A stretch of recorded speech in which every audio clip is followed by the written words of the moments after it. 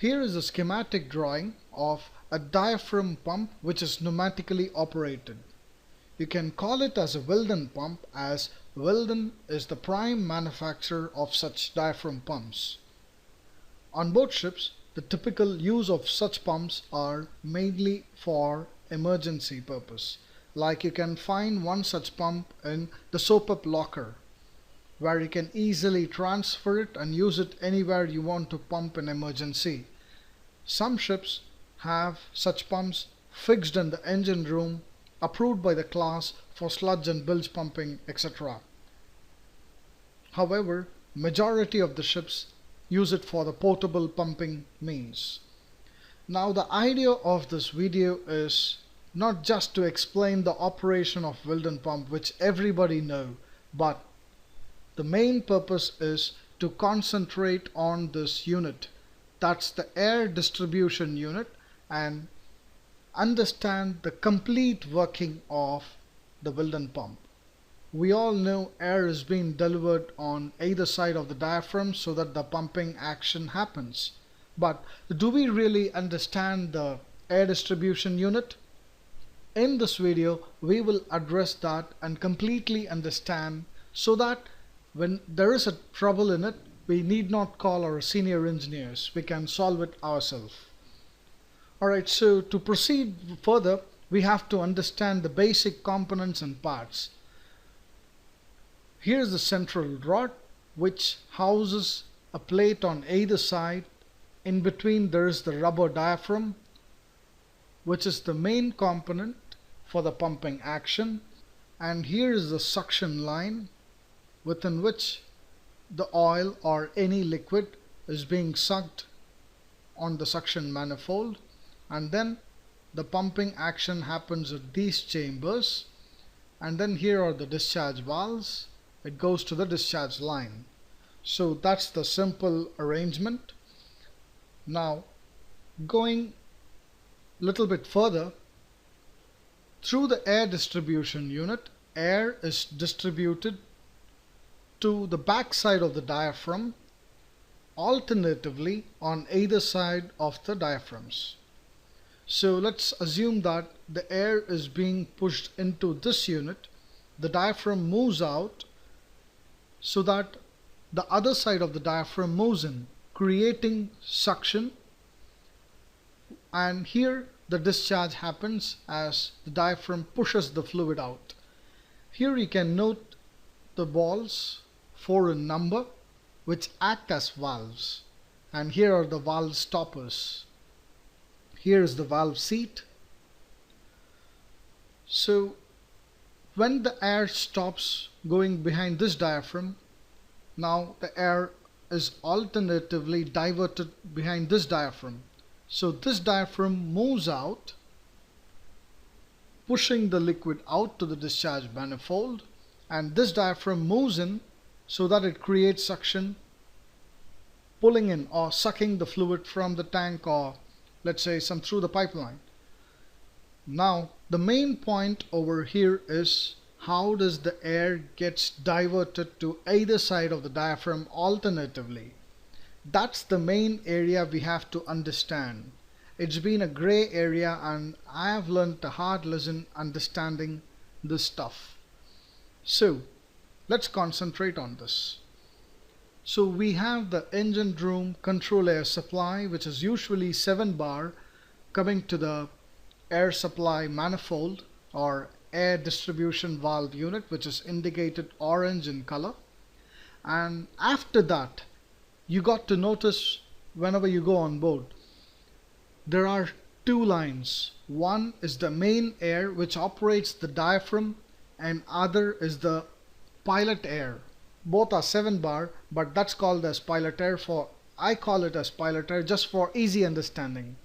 Since we know the air starting of the main engine or generator as main air and pilot air, similarly the main air is one which operates the diaphragm, and the pilot air is one which operates this spool valve, or even you can call it as pilot valve.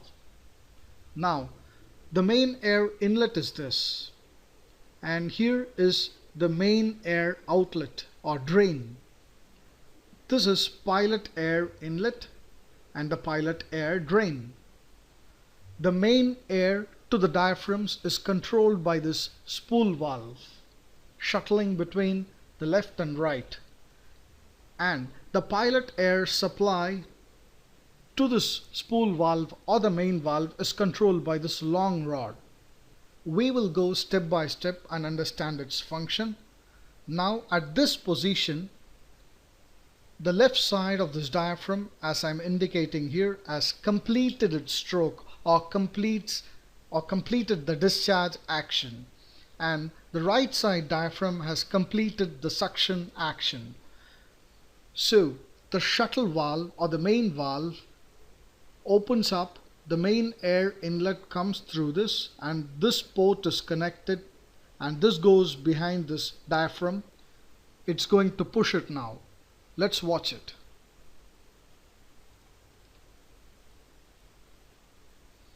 So air comes and then it's going to push now. Alright, so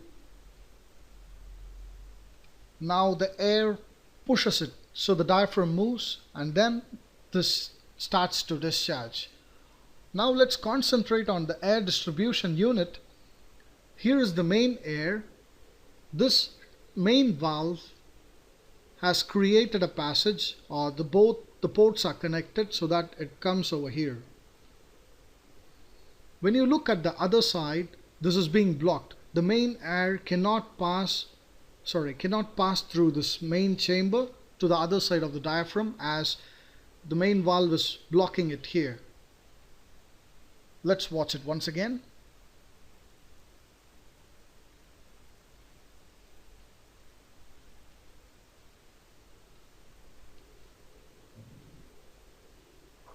Discharge, and then this is sucking in. You can see that the main valve shuffles between left side and right side again and again, just diverting the air alternatively to either side of the diaphragm. Now the question is, how does the shuffling happens, or how does the main valve shifts from left to right and back again? For that, we got to understand the pilot valve over here. The diaphragm is circulated or encapsulated between two plates. So this plate is provided for a specific purpose. The plate, as it comes towards the inner end of the stroke, pushes this pilot valve. Same happens on the other side. As this pilot valve moves, it covers and uncovers the pilot line alternatively. Let's now see it. You can see the pilot thing is moving.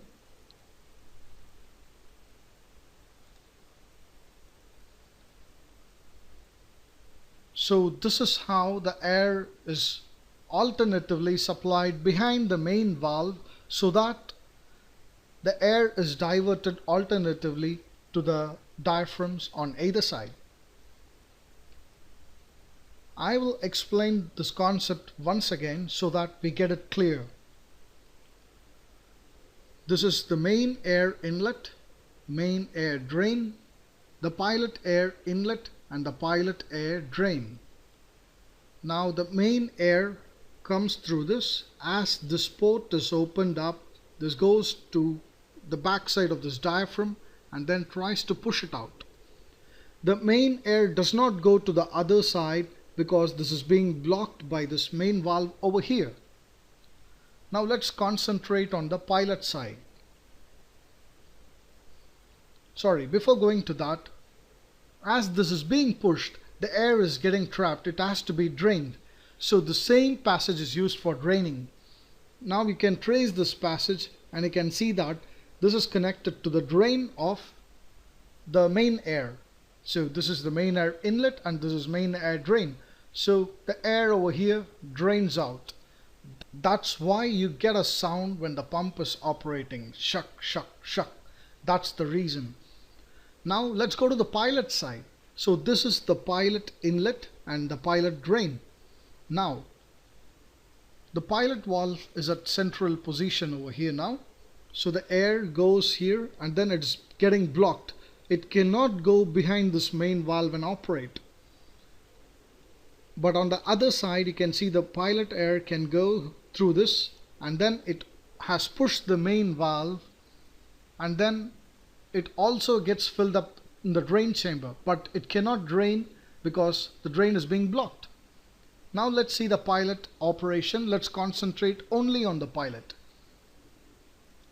As the pilot is moved by this, now this has moved, so there is no point that the pilot air should go and operate this piston. So on the other side, the pilot air goes here and then pushes this piston so that the air gets connected, the main air gets connected and pushes this diaphragm out.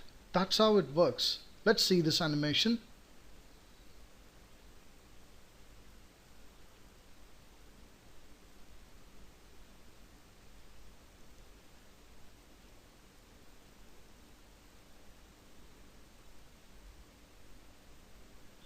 So for every air inlet and outlet, we can hear two sounds, chuck, chuck, chuck, chuck. So both these sounds are draining sound, one from the main air and other from the pilot air. So now once you understand this thing, you can very confidently troubleshoot if the pump is not pumping. The major critical areas are: number one, the valve remaining open, as some sludge accumulation can happen at the valve seats. It may, or maybe on the discharge side or the suction side, so anything may happen. So usually this is the one where the ball gets clogged and then suction or discharge doesn't happen properly. So we can remove this off and then clear off the dirt and then put it back. And one other thing is the diaphragm itself getting cracked or spoiled. Let's say the sludge temperature is as high as sometimes 100 degrees. If we didn't keep it at the optimum temperature for sludge transfer is around 40 to 50. 70 is acceptable, but there might be a problem with this kind of pump, as some water in the sludge might evaporate and create a vapor lock. So for that reason, we maintain 50 to 60 as an optimum temperature. And other critical area where the problem might occur is these valves, either the main valve or the pilot valve getting stuck. Usually if the pilot valve gets stuck, you just have to tap it. You just have to remove this casing and then tap it, and then so that the pilot valve starts to shift. But this is very, very rare to happen. And there are chances if the air, that's the control air, having some moisture in it, the main valve getting rusted or something, but usually this doesn't happen. This is also a rare phenomenon. On board ship, we never touch this air distribution unit until and unless we suspect that this is the only problem which is happening. So that's it about the Wilden pump working mechanism.